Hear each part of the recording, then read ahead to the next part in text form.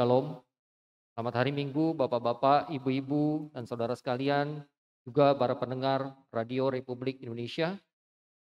Selamat beribadah di Gereja Kristen Pasundan Jemaat Bogor pada hari Minggu tanggal 21 Februari 2021. Kebaktian minggu ini kita memasuki Minggu Prapaskah yang pertama.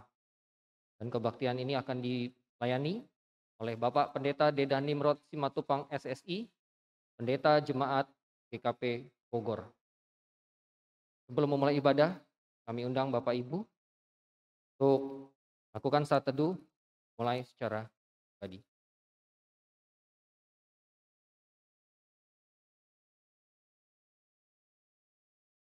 Minggu-minggu Prapaskah ditandai dengan pemadaman lilin.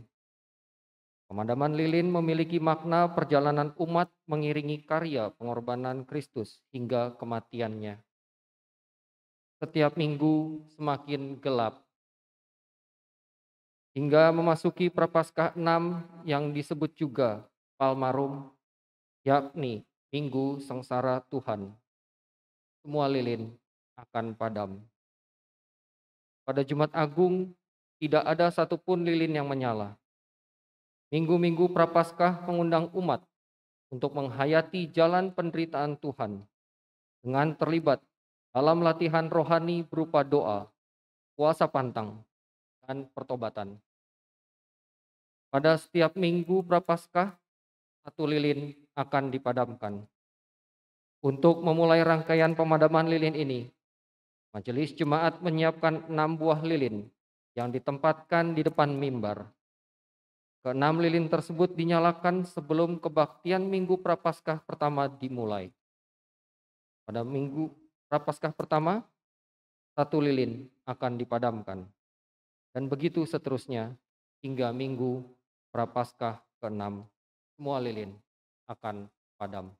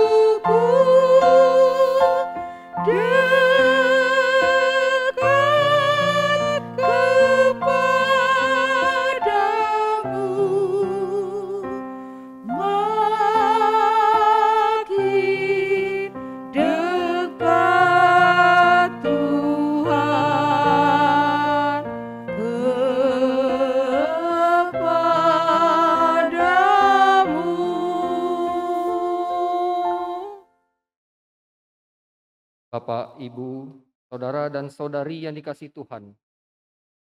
Saat ini kita memasuki Minggu Prapaskah yang pertama. Selama 6 minggu ke depan, kita bersama akan menghayati penderitaan dan kesengsaraan Yesus menapaki jalan ke Bukit Golgota, Via Dolorosa, sebagai sebuah wujud keberbelarasan Kristus kepada manusia yang berdosa. Dan di Minggu Prapaskah pertama ini, kita dihantar dengan tema bersandar pada janji Allah dan bersyukur atas pemenuhan janjinya, yang hendak mengajak kita merenungkan bahwa di tengah berbagai penderitaan, bencana dan kemelut yang melanda hidup manusia di kekinian zaman, Allah akan tetap setia pada pemenuhan janjinya yang mengasihi dan menyelamatkan. Oleh karena itu, marilah kita siapkan hati kita untuk masuk dalam kebaktian Minggu Prapaskah pertama ini.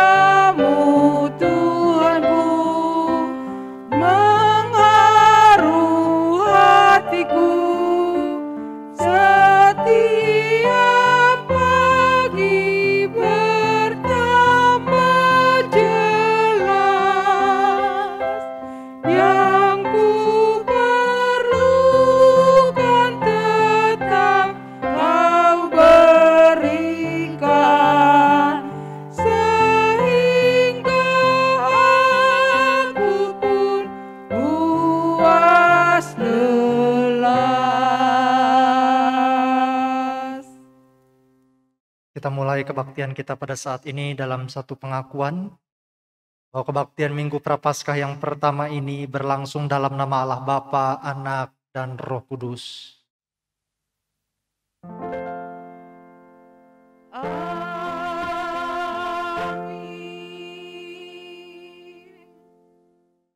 Damai sejahtera dari Allah beserta saudara sekalian.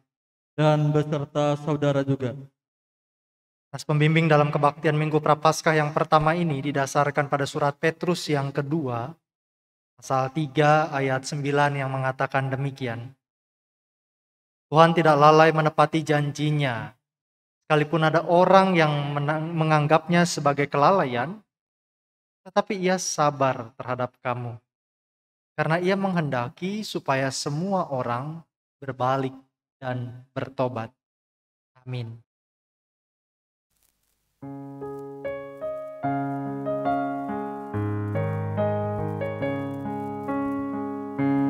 Bila badai hidup menerpamu dan cobaan pun datang mengganggu, hanya satu janji harapanmu, ya janji Tuhanmu pegang teguh.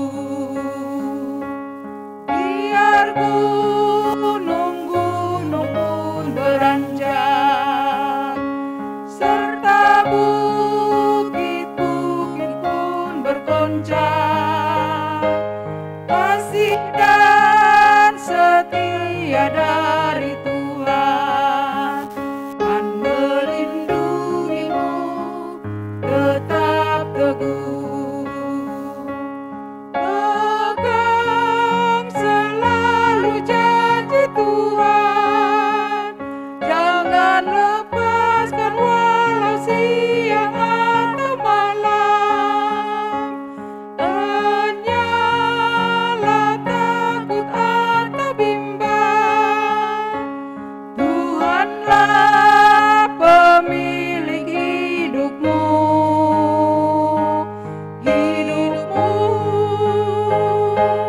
Biar gunung-gunung pun beranjak, serta bukit-bukit pun bergoncang, kasih dan setia dari Tuhan kan melindungimu tetap teduh, kan melindungimu tetap teduh.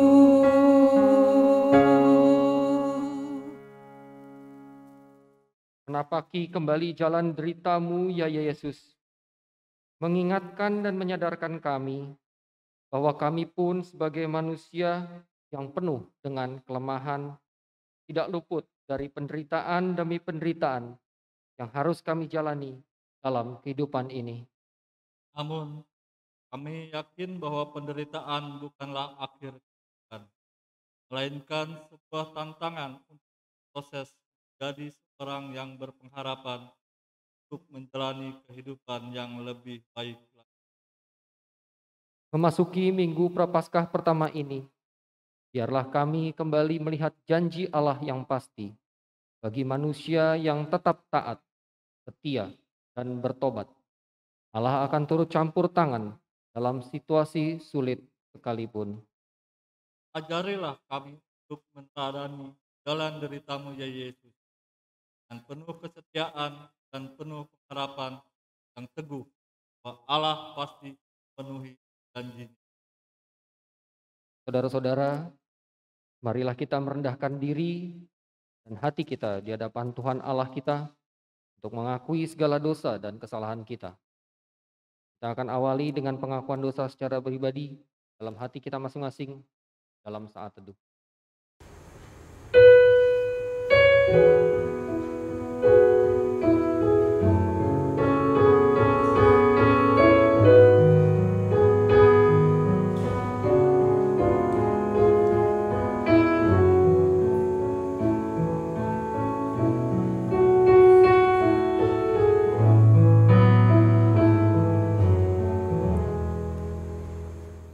Ya Allah Bapa yang Maha Adil, yang kami kenal di dalam Tuhan kami Yesus Kristus.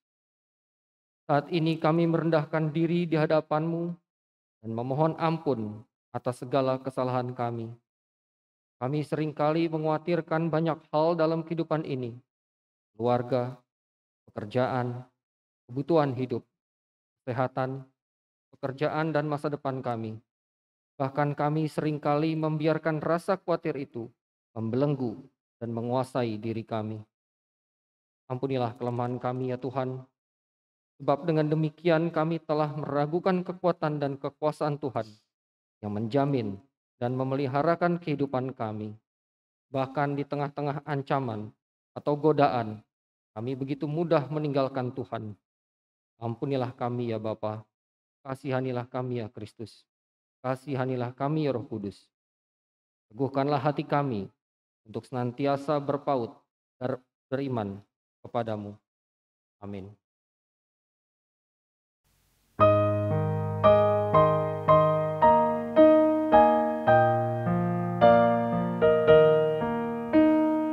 Di dunia ia sepoeknya hati, loba perkara nu matak bingung. Kasusah jalma geus taya hinggana, kanyeri estu sok matak liwung. Kanyeri estu sok matak liwung.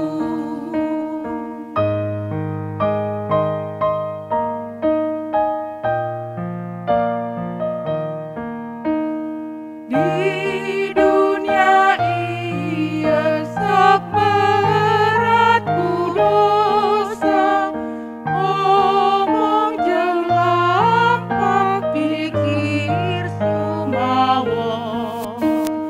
Jeung mindeng lamun da loba manggoda, hate sok nurut ka jalan awon.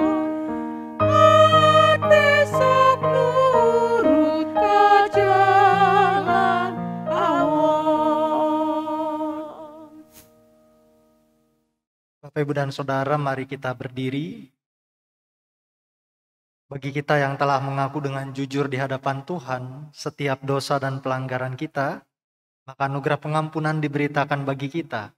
Sebagaimana tertulis dalam Yesaya pasal 55 ayat yang ke-7 yang demikian dikatakan. Baiklah orang fasik meninggalkan jalannya, dan orang jahat meninggalkan rancangannya. Baiklah ia kembali kepada Tuhan, maka Dia akan mengasihaninya. Dan kepada Allah kita, sebab Ia memberi pengampunan dengan limpahnya. Demikianlah berita anugerah pengampunan bagi kita. Syukur kepada Allah. Jemaat Kristus, kami undang bersama-sama memuji Tuhan dari Mazmur 25 ayat pertama sampai ke-10. Kita akan bersama-sama membaca dari Mazmur 25 ayat pertama sampai ke-10. Kepadamu ya Tuhan ku angkat jiwaku. Allahku, kepadamu aku percaya. Janganlah kiranya aku mendapat malu. Janganlah musuh-musuhku beria-ria atas aku. Ya, semua orang yang menantikan engkau takkan mendapat malu. Yang mendapat malu ialah mereka yang berbuat khianat dengan tidak ada alasannya. Beritahukanlah jalan-jalanmu kepadaku ya Tuhan. Tunjukkanlah itu kepadaku. Bawalah aku berjalan dalam kebenaran-Mu dan ajarlah aku. Sebab Engkaulah Allah yang menyelamatkan aku. Engkau ku nanti-nantikan sepanjang hari. Ingatlah segala rahmat-Mu dan kasih setia-Mu ya Tuhan. Sebab semuanya itu sudah ada sejak purbakala. Dosa-dosaku pada waktu muda. Dan pelanggaran-pelanggaranku janganlah kau ingat. Tetapi ingatlah kepadaku sesuai dengan kasih setiamu. Oleh karena kebaikan-Mu ya Tuhan. Tuhan itu baik dan benar. Sebab itu Ia menunjukkan jalan kepada orang yang sesat. Ia membimbing orang-orang yang rendah hati menurut hukum. Dan Ia mengajarkan jalannya kepada orang-orang yang rendah hati. Segala jalan Tuhan adalah kasih setia dan kebenaran. Bagi orang yang berpegang pada perjanjiannya dan peringatan-peringatannya. Kemuliaan bagi Allah Bapa, Putra dan Roh Kudus, dari semula, kini dan selamanya. Kemuliaan bagi Bapa, Putra dan Roh Kudus, seperti semula, kini dan terus, dan kekal selama-lamanya. Amin.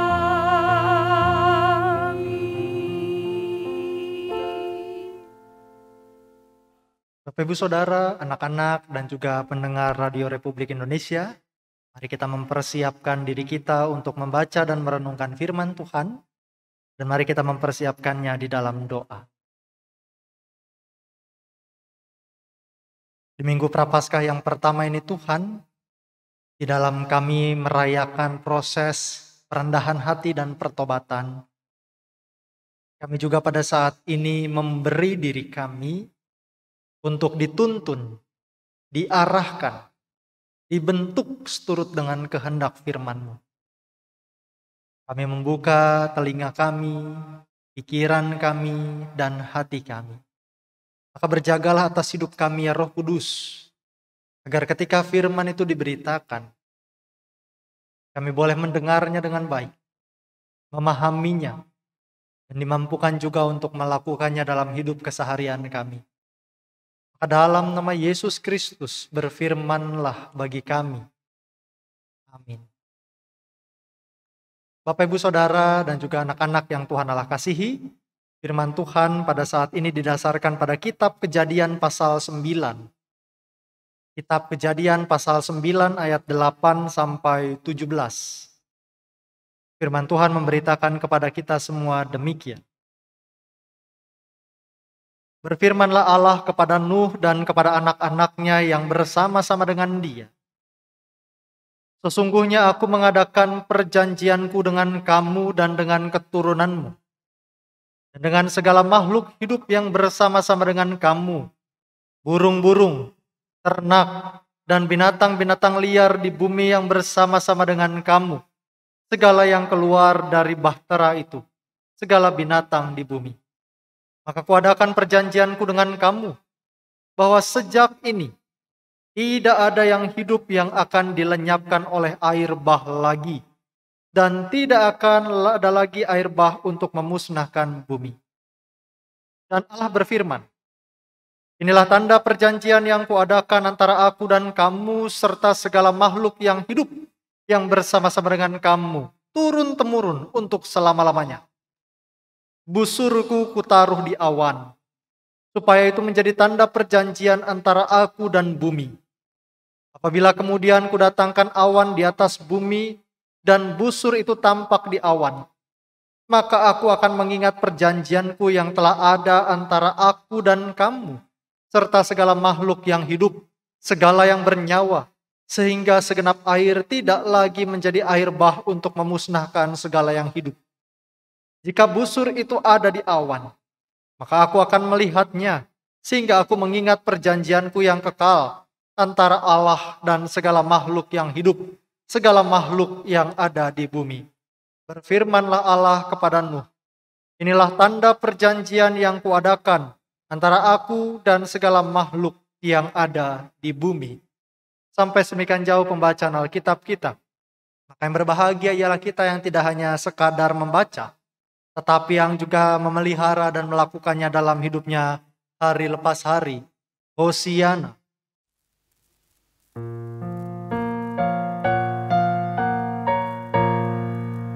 Hosiana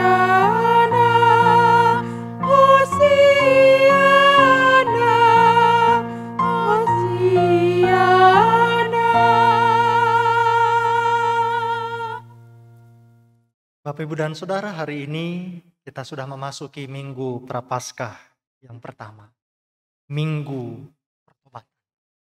Bagaimana kita akan memaknai pertobatan itu, Bapak, Ibu, dan Saudara?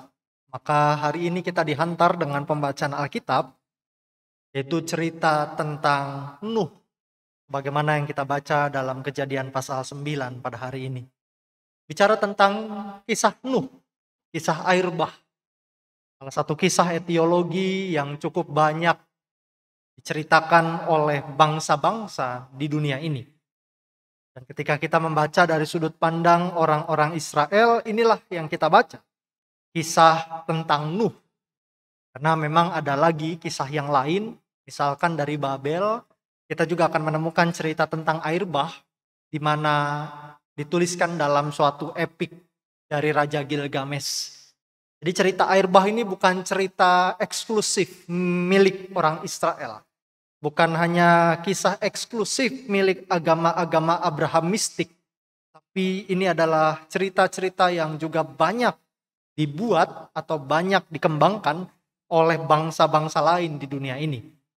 Setidaknya ada hal yang mau ditekankan.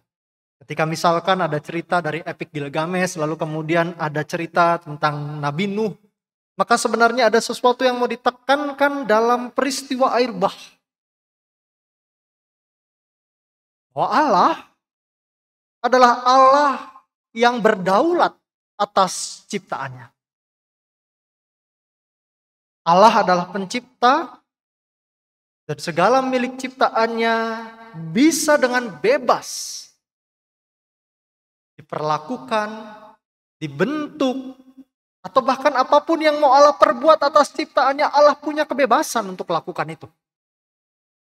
Maka ketika Allah melihat bahwa ada sesuatu yang sudah tidak baik terjadi dalam ciptaannya, maka Allah sebagai sang pencipta yang berdaulat punya kebebasan untuk bisa membentuk kembali, mencipta kembali, mengatur kembali ciptaannya yang rusak.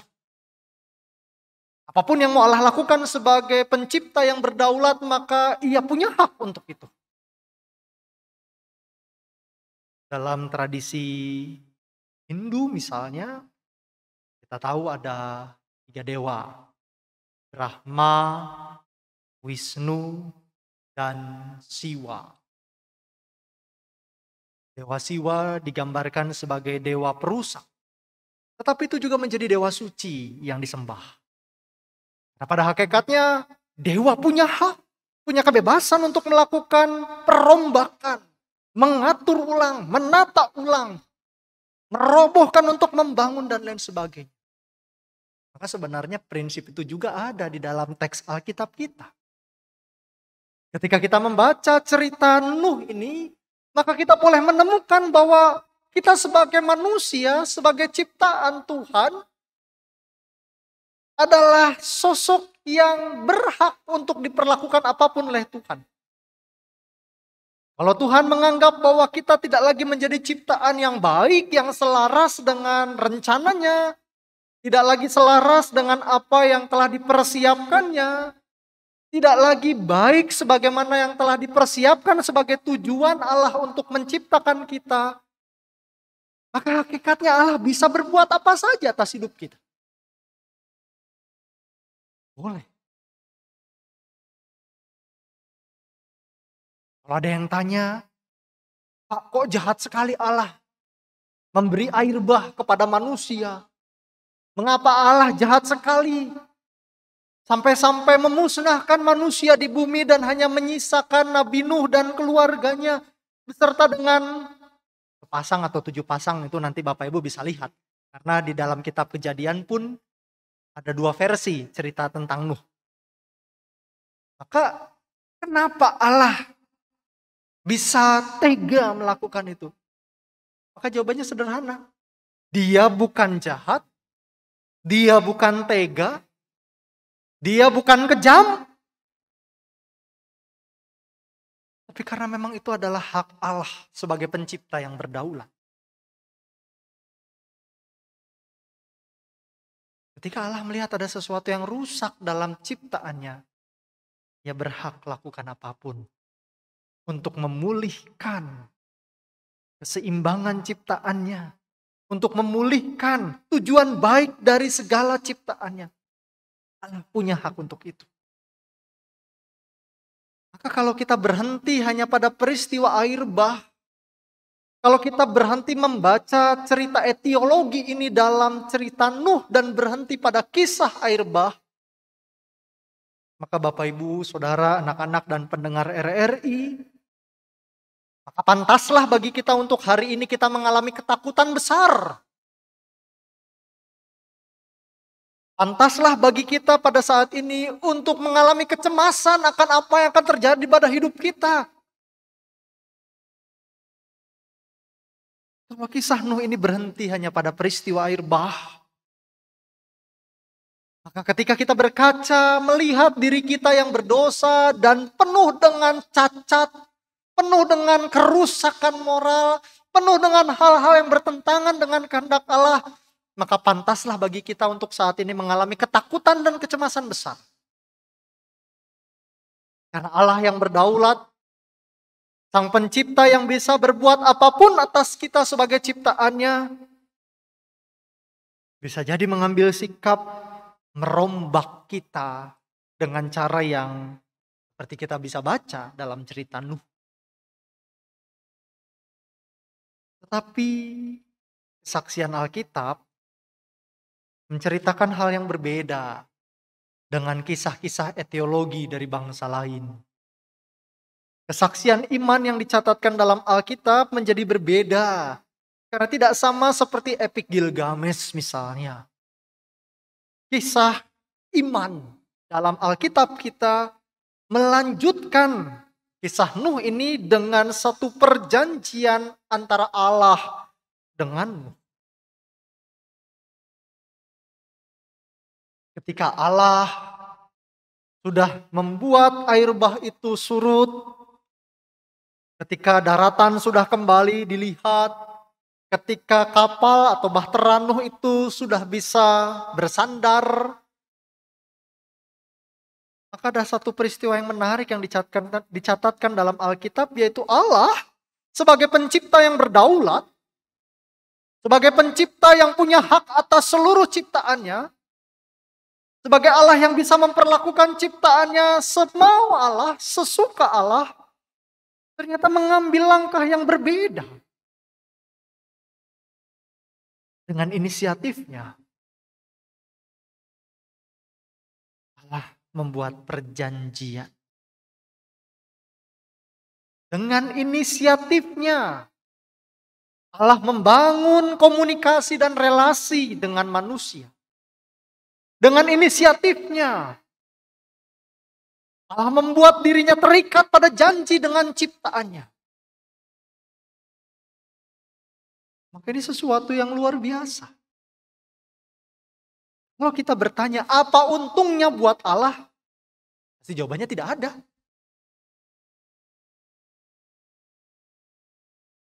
Tidak ada keuntungan yang diharapkan dari Allah dengan Allah membuat perjanjian dengan ciptaannya. Tidak ada. Tetapi di sanalah satu kesaksian iman dalam cerita Nuh yang bisa membuat kita pada saat ini memiliki pengharapan. Bahwa Allah yang kita kenal bukanlah Allah yang menggunakan kedaulatannya untuk lalu kemudian memusnahkan manusia dan alam ciptaannya. Bukan meluapkan berbagai kekecewaannya atau kemarahannya. Tetapi menjadi Allah yang terus mau berelasi dengan manusia dan ciptaan. Allah adalah Allah yang berdaulat. Dia maha kuasa. Tetapi kemahakuasaannya juga adalah kemahakuasaan yang mau masuk. Berbela rasa. Mau memahami. Bahkan terus mau menyertai kehidupan ciptaannya. Termasuk manusia di dalamnya. Ketika kita membaca dari mulai ayat yang ke-8 sampai 17. Yang bisa kita lihat bagaimana Allah membangun perjanjian bukan hanya dengan manusia tetapi juga dengan seluruh ciptaan dan mengatakan di ayat 11 Maka kuadakan perjanjianku dengan kamu, bahwa sejak ini tidak ada lagi yang hidup yang akan dilenyapkan oleh air bah lagi. Dan tidak akan lagi ada air bah untuk memusnahkan bumi. Hal yang pertama yang bisa kita refleksikan, betapa berita ini sebuah berita kesukaan bagi kita. Di minggu Prapaskah yang pertama, ketika kita harus merenungi keberadaan kita yang penuh dengan dosa, di saat seharusnya kita takut dengan berbagai ancaman, berbagai konsekuensi dari dosa, maut, keterpisahan dengan Allah, kehancuran dan lain sebagainya. Maka apa yang dikatakan dalam bagian Alkitab ini membuat kita punya pengharapan. Allah kita adalah Allah yang mau menerima. Allah kita adalah Allah yang punya belas kasih luar biasa. Allah kita adalah Allah yang selalu merancang-rancangkan yang terbaik. Sebagai pencipta dia berdaulat untuk melakukan apapun, tetapi selalu yang terbaik yang dipilihnya bagi kita. Sekalipun kalau ditanya apa untungnya buat Allah, nggak ada untungnya buat Allah, nggak ada. Kan Pak, kalau misalkan ciptaannya tetap ada, dia dipuji, dia nggak butuh pujian kita. Apakah pujian dari kita menguntungkan Tuhan? Enggak.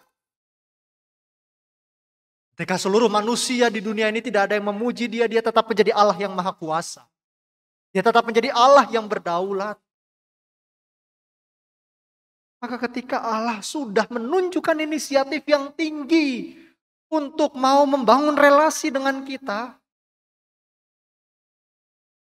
apa ruginya kita jika tidak merespons inisiatif Allah itu dengan sikap yang juga mau datang kepada Tuhan. Di saat kita sadar bahwa tidak ada seorang pun yang bisa datang kepada Allah dengan kekuatannya sendiri. Ketika kita ingat bahwa tidak ada satu orang pun manusia yang bisa nyampe kepada Allah hanya dengan berbagai usaha ritual keagamaan yang dia lakukan sendiri. Maka seharusnya yang kita ingat adalah ketika Allah sudah menjadi Allah yang mau berinisiatif, membuka pintu, membangun jembatan untuk kita bisa berelasi dengan Dia. Bagian kita hanya satu. Respons. Saat Allah sudah bersedia untuk ayo datang, datang. Jangan ditunda. Jangan diabaikan. Jangan disia-siakan. Kadang-kadang kita lupa. Ketika Tuhan sudah membuka, ayo datang. Aku mau berkomunikasi, aku mau berelasi dengan engkau. Kadang-kadang ironis. Kita justru menjadi seorang Kristen yang dalam tanda kutip jual mahal di hadapan Tuhan. Tuhan sudah memanggil, mari. Tuhan sudah mengajak, mari. Tuhan sudah punya inisiatif untuk mari. Tetapi seringkali kita yang jual mahal. Sabar weh. Kadang-kadang kita yang merasa bahwa apaan sih? Gue mau hidup sesuai kemauan gue. Allah sudah membuka inisiatif. Dia telah memilihkan segala yang terbaik bagi kita. Dia mau menjadi Allah yang berelasi. Maka refleksi pertama adalah apakah kita mau menyambut inisiatif Allah yang luar biasa itu? Maukah kita datang? Maukah kita meresponsnya dengan sungguh? Pintu yang sudah dibuka oleh Allah. Ini bagian yang pertama. Bagian yang kedua, ketika tadi dikatakan bahwa Allah membangun perjanjian antara Allah dengan ciptaannya. Ketika Allah membangun perjanjian Dan ketika janji itu dibangun dengan tanda yang terlihat. Dalam cerita kita, tanda itu adalah pelangi begitu ya. Yang seringkali kita sebut dalam ayat 13, busurku kutaruh di awan supaya itu menjadi tanda perjanjian antara aku dan bumi. Maka ada satu tanda yang terlihat. Ada satu tanda yang terlihat yang bukan hanya sekadar untuk menjadi hiasan, bukan hanya sekadar menjadi sesuatu simbolis, tetapi betul-betul menjadi sesuatu yang seharusnya kita maknai. Tanda yang terlihat itu seharusnya membuat kita mengingat sesuatu dari apa yang menjadi karya Allah. Kejadian pasal 9 yang kita baca, pelangi itu menjadi tanda perjanjian antara Allah dengan kita. Saya ingat betul bulan September yang lalu kita sudah bicara tentang janji. Tema tentang janji. Bahwa janji itu bukan hanya tentang satu pihak kepada pihak yang lain saja.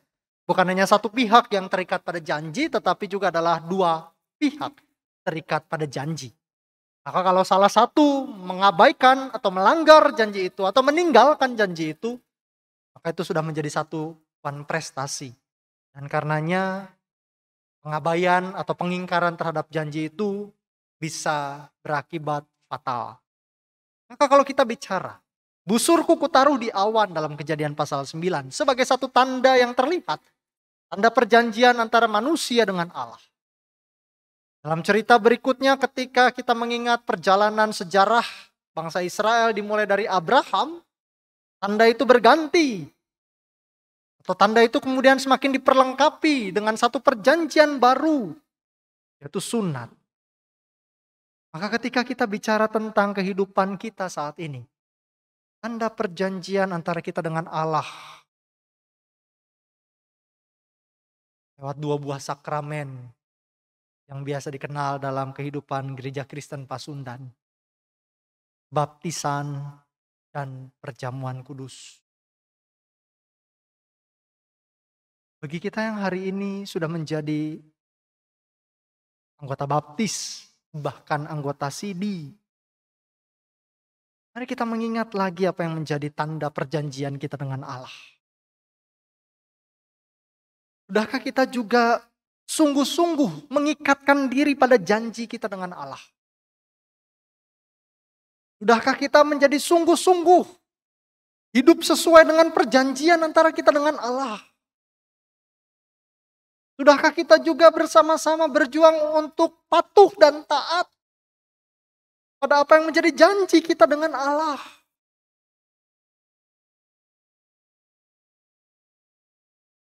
Atau kita hanya biasa mengingat kata anggota CD, anggota baptis, hanya semata-mata tentang administrasi gereja dan kewajiban administratif gereja. Padahal bukan itu saja. Baptis dan perjamuan kudus memiliki makna yang jauh lebih dalam untuk mengingatkan kita bahwa kita memiliki perjanjian antara kita dengan Allah. Maka di momen Prapaskah yang pertama, mari kita juga belajar mengingat, sudahkah kita setia pada janji kita di hadapan Tuhan? Janji untuk terus mau hidup di dalam Dia. Janji untuk terus mempergunakan kasih karunia Tuhan untuk kita bisa menjadi berkat bagi sesama. Janji di mana kita terus mau terikat pada persekutuan hidup orang percaya. Janji untuk terus bersedia diubahkan dalam kehendak Tuhan. Janji untuk kita bersedia menjadi alatnya. Sudahkah kita juga mengikatkan diri pada janji itu? Sekali lagi, kisah Nuh mengingatkan kita, Allah berdaulat. Kedaulatan Allah membuat kita semua seharusnya mengalami ketakutan karena Allah bisa berbuat apa saja pada ciptaannya. Ketika Allah memberi kesempatan bagi kita dengan cintanya yang besar, untuk kita terus mau diiringi, disertai sehingga kita bisa pelan-pelan berubah, pelan-pelan bertobat, pelan-pelan kembali pada jalan yang telah Tuhan kehendaki. Bersediakah kita terikat pada perjanjian itu? Bersediakah kita berjalan bersama dengan Kristus? Kalau kita mengingat, tapi berjalan bersama Kristus kan kalau khotbah minggu lalu katanya menderita, Pak. Ya iya. Apakah kemudian kita harus mengatakan bahwa nggak enak hidup dalam Kristus, banyak penderitaan? Pertanyaannya, apa penderitaan yang kita alami sebanding dengan kasih karunia Tuhan yang menyelamatkan kita? Apakah itu bisa dibandingkan? Tapi terikat dengan perjanjian dengan Allah, banyak musuhnya, Pak. Apakah itu sebanding dengan kasih karunia Tuhan yang telah menebus kita? Maka kalau kita mau bilang, bahkan kalau kita mau hitung-hitungan, penderitaan yang harus kita tempuh karena hidup di dalam Kristus nggak ada apa-apanya. Kalau kita mau banding-bandingkan, kalau kita mau berhitung, kalau kita mau kotret-kotret dengan cara apapun, penderitaan karena kita hidup di dalam Kristus tidak ada apa-apanya dibandingkan dengan keselamatan yang telah Tuhan anugerahkan bagi kita. Kini, mari kita belajar mengikatkan diri pada janji Allah. Bersyukur karena Allah mau juga ada di dalam perjanjian itu. Dan kita berjuang untuk memenuhi apa yang menjadi janji kita dengan Allah. Mari kita kembali refleksi, berkaca, dan mengaku dengan jujur, serta memberi diri diubahkan sesuai perjanjian itu. Tuhan memberkati. Amin.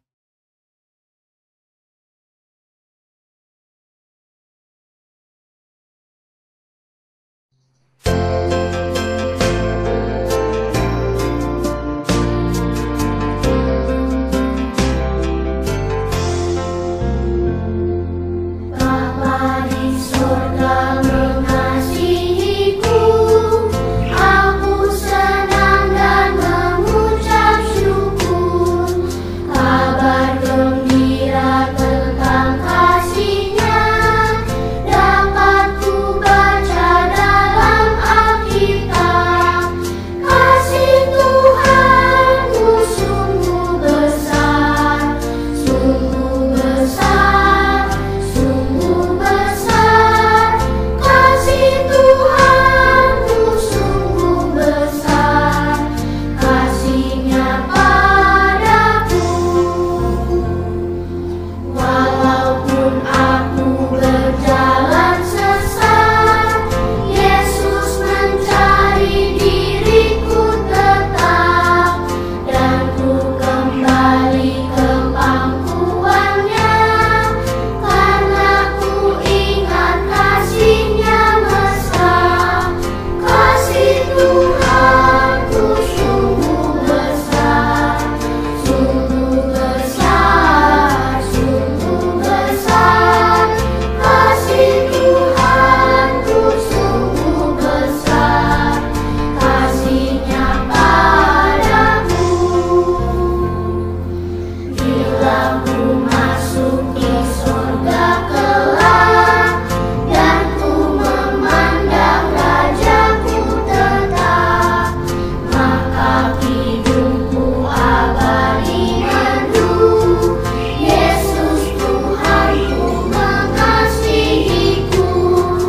Kasih Tuhanku sungguh besar, sungguh besar, sungguh besar. Kasih Tuhanku sungguh besar, kasih-Nya padaku.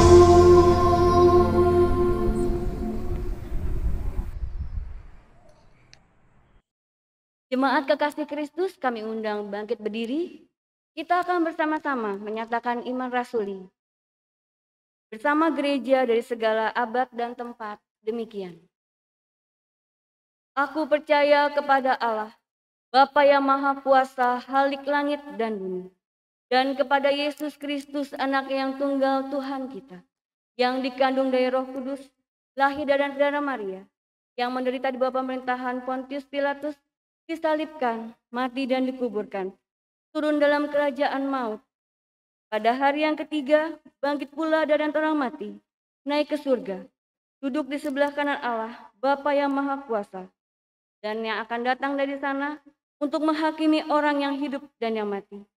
Aku percaya kepada Roh Kudus, gereja yang kudus dan am, persekutuan orang kudus, pengampunan dosa, kebangkitan daging, dan hidup yang kekal. Amin. Kami persilahkan duduk kembali. Bapak Ibu Saudara, anak-anak dan pendengar Radio Republik Indonesia, mari kita merendahkan hati menyampaikan doa syafaat yang diakhiri dengan mengucapkan doa Bapa kami bersama-sama. Mari berdoa. Ya Allah, pada saat ini dalam Minggu Prapaskah yang pertama, kami bersyukur kami boleh kembali belajar mengenal Engkau sebagai Allah yang mau berjanji dan berelasi bersama dengan kami, manusia dan segenap ciptaan-Mu. Kami menyadari dengan itu kami memiliki pengharapan yang begitu kuat, walaupun kami semua adalah manusia yang penuh dosa, tetapi kami memiliki pengharapan akan keselamatan di dalam Engkau ya Allah. Pada saat ini Tuhan, dalam syafaat kami berdoa buat saudara-saudara kami yang sedang berada dalam kondisi fisik lemah.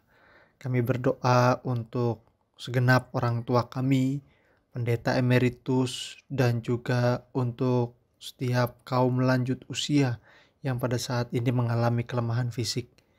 Kami berdoa untuk Bapak Pendeta Emeritus Rosi, Bapak Tripangripto, Ibu Muriati Tirtowasito, Ibu Limwinio, Ibu Siti Wasiah, Ibu Dudung, Ibu Rokoyah Lumban Gaol, dan untuk setiap orang tua kami yang pada saat ini keadaan tubuhnya sedang lemah. Demikian juga untuk saudara-saudara kami yang saat ini sedang terinfeksi COVID. Tuhan memberkati keluarga Bapak Murdani Direja.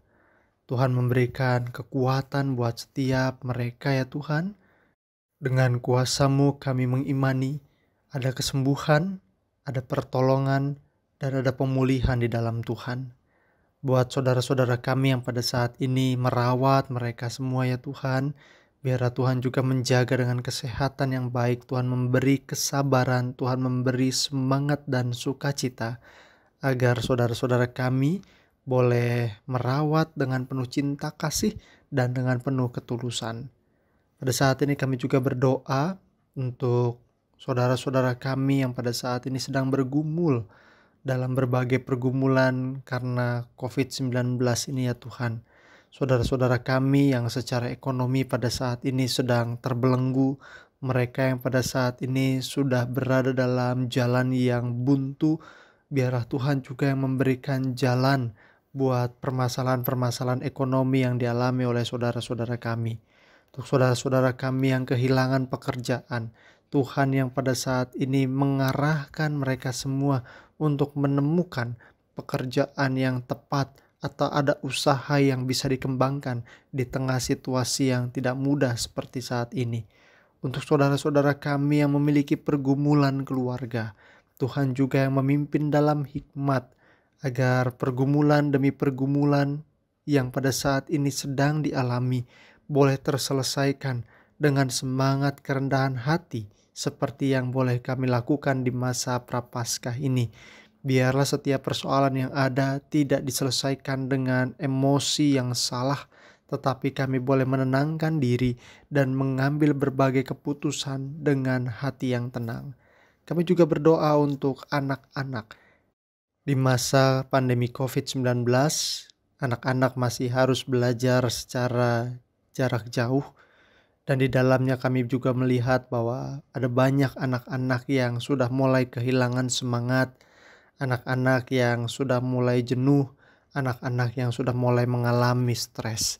Tuhan memberkati setiap anak-anak agar anak-anak tetap bisa mengikuti proses pembelajaran jarak jauh dengan baik. Berkati juga agar anak-anak bisa tetap mengalami tumbuh kembang yang positif, bukan hanya secara fisik tetapi juga secara psikologis, agar mereka semua tidak kehilangan masa kanak-kanak mereka. Kami juga berdoa untuk gerejamu ya Tuhan, Gereja Kristen Pasundan yang pekan depan sudah harus menyiapkan diri untuk rapat kerja sinode dan juga rapat klasis. Kami juga berdoa kepada orang-orang yang pada saat ini akan menyiapkan segala sesuatunya, majelis sinode, BP klasis, dan setiap alat kelengkapannya masing-masing.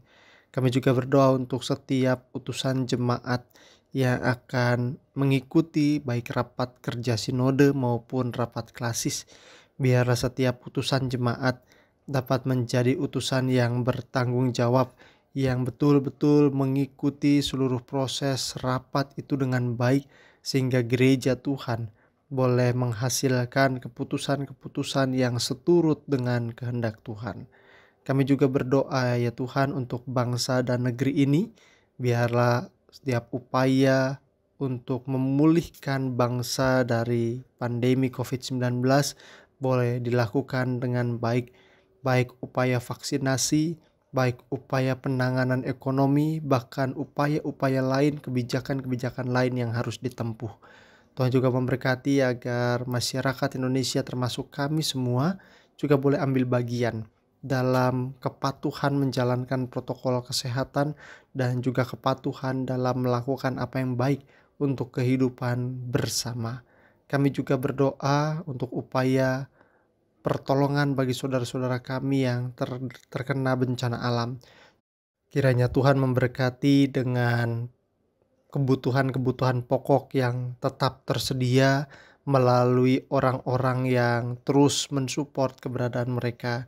Tuhan juga berkati dengan keamanan, bukan hanya dari segi harta benda tetapi juga bagaimana mereka tetap aman ketika berada di pengungsian.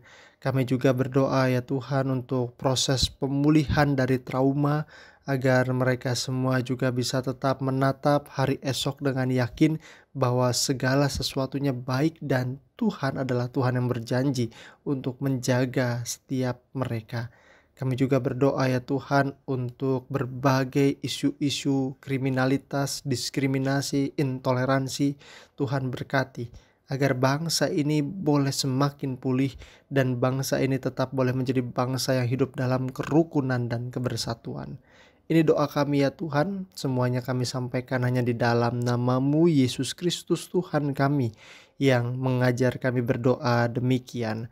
Bapa kami yang di surga, dikuduskanlah nama-Mu, datanglah kerajaan-Mu, jadilah kehendak-Mu di bumi seperti di surga.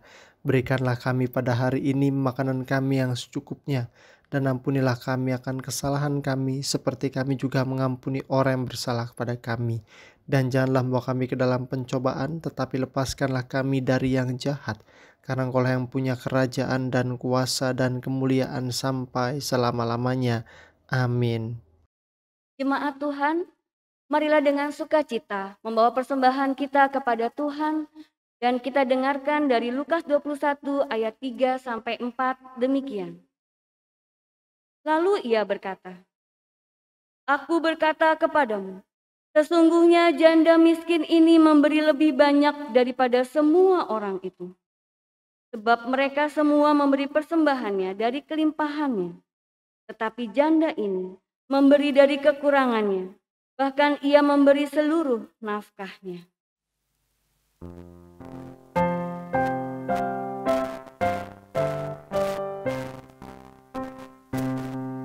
Ku beroleh berkah yang tak kunjung lenyap, yang tidak diberi dunia. Di relung hatiku, walau syarat beban, ada damai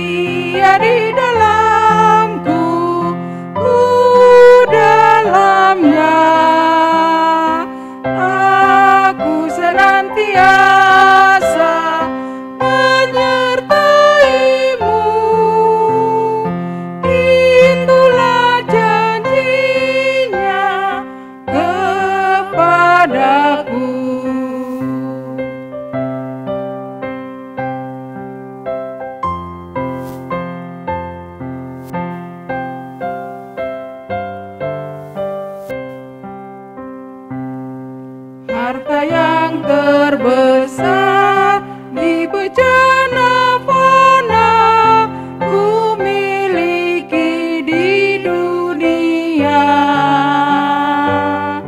Pada hari mulia aku dibawanya masuk surga kekal sertanya. Yesus yang selalu tinggal serta, Dia di dalamku, ku dalamnya. Aku senantiasa menyertaimu, itulah janjinya kepadaku. Jemaat Tuhan, kami undang bangkit berdiri. Kita akan menyerahkan persembahan kita kepada Allah dalam doa. Mari kita berdoa. Ya Tuhan Allah, Engkau adalah sumber dari segala yang baik dan indah dalam kehidupan kami. Sebagian dari pemberian-Mu kami serahkan kembali kepadamu. Terimalah persembahan ini ya Tuhan, sebagai tanda pengakuan kami bahwa Engkaulah yang memiliki tubuh, jiwa, roh, dan harta yang ada pada kami. Terimalah persembahan ini ya Tuhan, sebagai tanda syukur dan terima kasih kami percaya Engkau menjamin masa depan dan mencukupkan segala kebutuhan kami, sehingga kami tidak perlu khawatir untuk memberi, berbagi, dan berkorban. Amin. Saudara-saudaraku yang Tuhan Allah kasihi, firman Tuhan yang telah kita dengarkan pada saat ini, kiranya semakin meneguhkan iman percaya kita, bahwa Tuhan akan tetap setia pada janjinya yang menyelamatkan, dan sekaligus mengajak serta kita untuk menjadi kawan sekerja Allah di tengah dunia ini untuk mendatangkan damai sejahtera.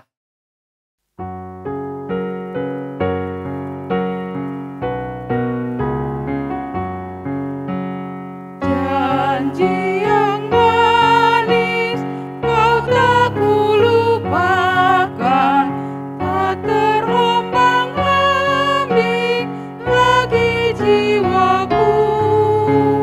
Walau lembah hidupku penuh